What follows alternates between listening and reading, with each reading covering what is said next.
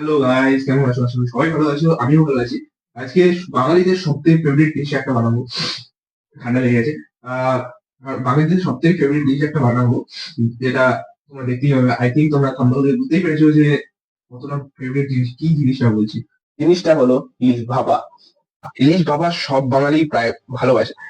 তো সেই ইলিশ ভাপা আজকে দেখাবো কিভাবে করছে, মা কিভাবে রান্না করে। আমি তো পারি না, তো মাই করবে। চলো লেটস গো, কিভাবে হয় দেখি। তো গাইস আমরা চলেই এসেছি। এখানে মাছগুলো ধুয়ে ধুয়ে রাখা হয়েছে। এখন সর্ষে গুলো ঢালা হচ্ছে মিক্সিতে পেস্ট করে নেওয়ার জন্য। আর এরপর তিল দিয়ে দেওয়া হয়েছে। এরপর কাঁচা লঙ্কাগুলো দিয়ে দেওয়া হলো, দিয়ে এবার এটাকে মিক্সিতে পেস্ট করে নেওয়া হচ্ছে।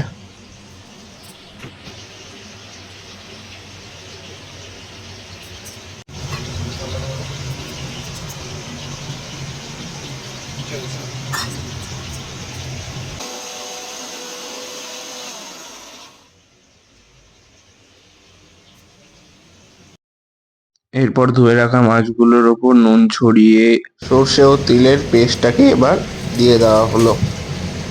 এরপর পেস্টগুলির ওপর হলুদ গুঁড়ি ছড়িয়ে পুরো মাছগুলোকে সর্ষের তেলে চান করানো হচ্ছে। ভালো করে সর্ষের তেলে চান করানোর পর পরিমাণ মতো 2 থেকে 3 চামচ দই দেওয়া হলো, সাথে কাঁচা লঙ্কা এবং সাথে লঙ্কা গুঁড়ি ছড়িয়ে জিনিসটাকে এবার মিক্স আপ করা শুরু করা হচ্ছে।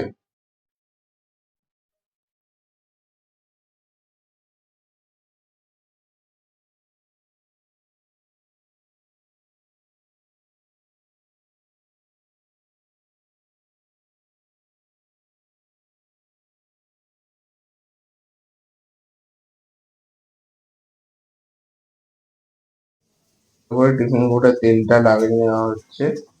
এরপর মাছগুলোকে আস্তে আস্তে সাজিয়ে রাখা হবে এই টিফিন কৌটোর মধ্যে।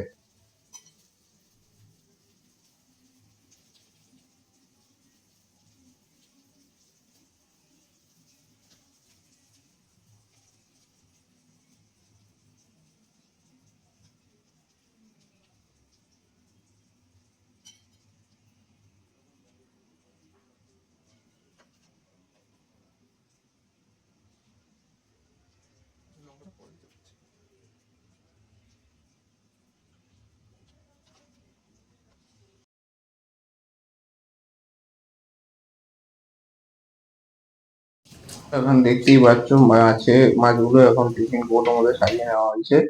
এবার টিফিন কৌটোর ঢাকনাটা বন্ধ করে প্রেসার কুকারের ওপর জল দিয়ে এটা ছেড়ে দিতে হবে ভাপার জন্য।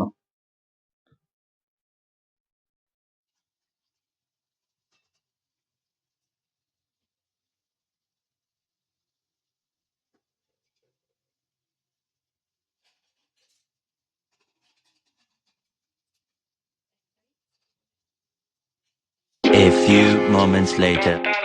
তো আমাদের ইলিশ ভাপা এখন এই মুহূর্তে রেডি হয়ে গেছে, দেখতেই পাচ্ছ।